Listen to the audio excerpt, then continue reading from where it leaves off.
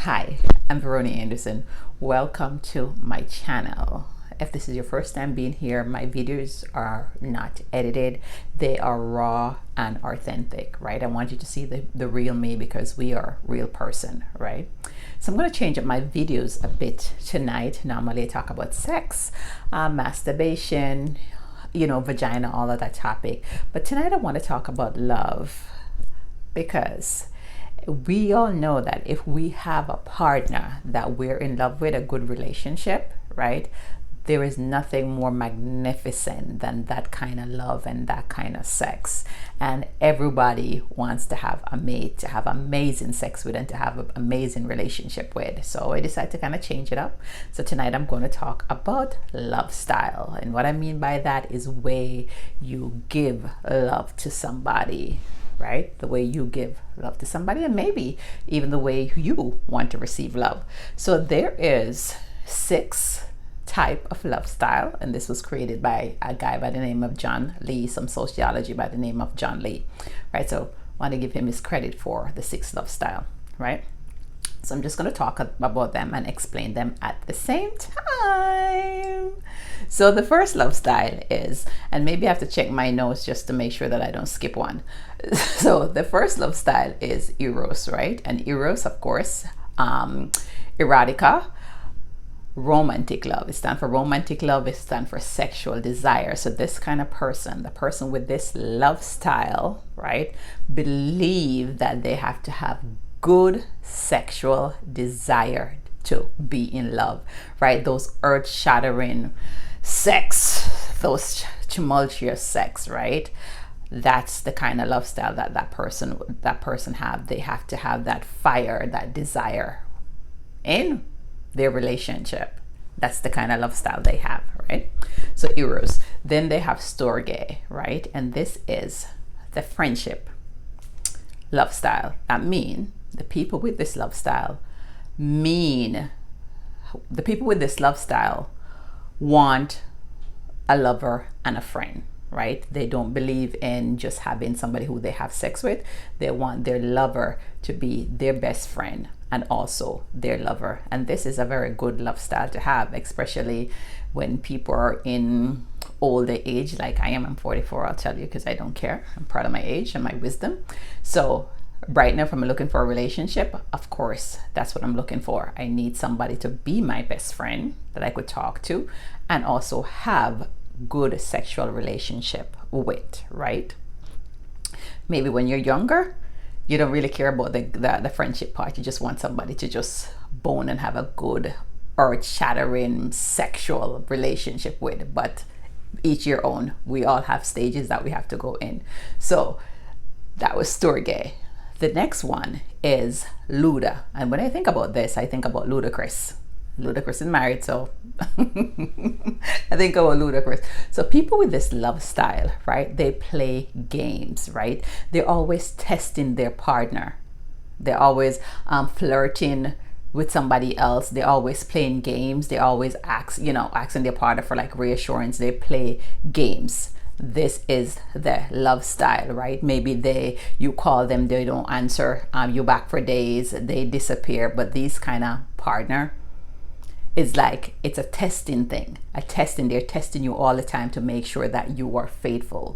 They're testing you all the time to make sure that you say that you where you were supposed to be. They're just testing you all the time, right? So it's kind of insecure. People with this kind of love style to me is very insecure, because if they have to test your relationship status or whatever to them, if they have to test your love for them, they are very insecure. You don't want somebody who's always playing games. Even if you're younger, you don't want somebody who's always playing game. That's kind of so helter-skelter and just not good overall. So this kind of people with this kind of love style is all about playing games. They have some insecurity within themselves, so they're going to take it out on their partner, right? So this is the Luda love style. The next one is the Pragma love style. And this Pragma is like they're pragmatic, right? These people is the one that have a shopping list that they have to check off. The person either have to be, depends on the list you have. You make a list and then the list have to be fulfilled. So say they want a person with a good education. They want a person who's six figure, they want a person who owned their house, they want a person who's tall, dark skin, they want a person who's blue-eyed, they want a person who's something, but they have their list that they check off, right? So, and once that list is met, then they marry the person. So it's not based on love, it's based on the personal attributes or quality. And maybe with some arranged marriage, you know, some people arranged marriage and said, hey, you're going to marry to this person because you're in a good family. That's that kind of a love style right there. Let's make sure I don't forget the next one. So the next love style is mania. And just as it says, mania, the person is a maniac. Sorry, that's not what it means.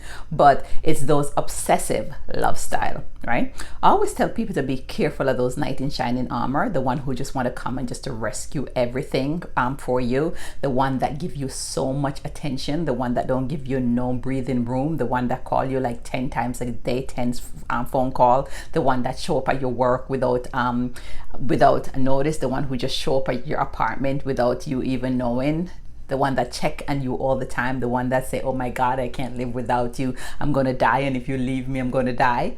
That's that love style I'm talking about, those maniac love style. And at first you'll be like, oh my God, he's so attentive, he's so caring,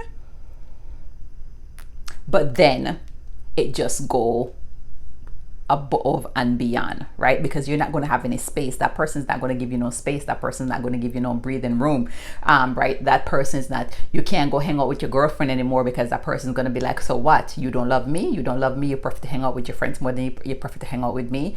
And if you say you want to go spend a weekend with your girlfriend, they come up with something. They either is vex or sulk, or they just come up with something to make you feel guilty so that you don't spend any time with your friends. And what will happen? They're going to separate you from your friends, and they're going to separate you from your parents, and they're going to separate you from people who you were normally close with. And they want to be on the phone with you all the time. As soon as you wake up, they're on the phone with you. When you drive, they just want to be on the phone with you. It's like you don't have any time to call and talk to anybody else, because their world, they're obsessed with you. They're obsessed with you. And that's that kind of a love style. And to me, that's just dangerous. So if anybody is loving you like that, that's just a dangerous kind of love, because anytime you want to get out of it, they're going to tell you that, oh my God, if you leave me, I'm going to kill myself, right? That's that. So it's maniac kind of love. The next one is agave, and that's like, you know, that Jesus Christ love. I don't know if you study your Bible and they talk about agave love. That's that selfish love, right? Self-sacrificing love. That's the kind of love that people have for their children. Some people have for their children. I love my daughter, but I don't have that self-sacrificing love for her, because I know that I have to take care of me, and then I could take care of her, and I know she needs me, so I'm not going to kill myself to protect her, and then I can't take care of her. So I know she needs me, and I know I need her, so I got to take care of me so I could take care of her. But that agave love style is that people who will make the sacrifice, like, hey, you could go to school and I will stay home and, you know, take care of the kids, or I will stay home, I will put my education on hold so you could go take care of your dreams and be the best that you could be, and I will sacrifice myself, right, for you so you could achieve what you want to achieve. That's that kind of a love I'm talking about. And I'm not knocking people for doing it, but I've seen so many divorces where the wife says, oh my God, but I stay home and be a housewife and send him to law school and whatever, and now he wants to leave me, and I've sacrificed my education, my career, everything for this person. So I don't believe in sacrificing yourself for anybody. I think everyone should, whatever relationship that you're in, everyone should be who they want to be, go for their dreams and go for their goals. If you have to compromise so much that you lose yourself, that is not a good love style to be in, or that is not a good relationship to be in. But as I said, there is nothing more rewarding or more nice or more, I'm running out of descriptive words tonight, than to have a relationship where you and where you have a good relationship, a healthy relationship with that person, and have a nice sexual relationship, right? So there's nothing better than love. I am even though I talk about masturbation all the time, I am a champion of love. I love love. I love to see people in love, and I support anybody who is in love. I'm just happy for people who are in love. That's why I watch Hallmark all the time. So what do you think about these love styles? Does any of them, do you identify with any of them? Are you, I'm going to recap. Eros, that's the romantic love. Storge, that's the friendship love, right? Luda, that's the player love. Pragma, that's the practical love. Let me see. Practical love, Luda. Mania, I hope Mania, that's the kind of obsessive love. And the agape, that's the self-sacrificing love. I have to check my list because I will forget the 6 love type, right? So those love types, so do you identify with any of them? Can you recognize like one of your past lover with that kind of love type? But remember that everybody will have different love types, right? And if you meet somebody who's the Eros love type, right, and you are the practical love type, you guys just have to come together and have a conversation, right? Because there's nothing more important than conversation, because the way you want to receive love and give love, maybe that's not the way I want to receive and give love, and you have to take that into consideration. Like maybe you just have to take that into consideration, right? Because if you're giving the person what they don't want, they're not going to feel like their love cup is full. So you got to take that into consideration. So as always, I like to have comment, and I will answer you back, our questions, our tips, right? And remember to subscribe to my channel and share, because I appreciate it. So subscribe so you could see when I'm coming up with new videos.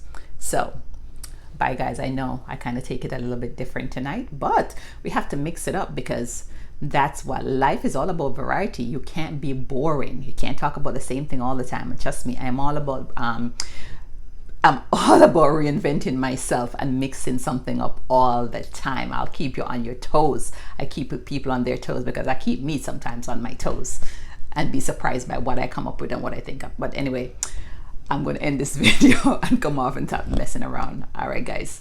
Bye.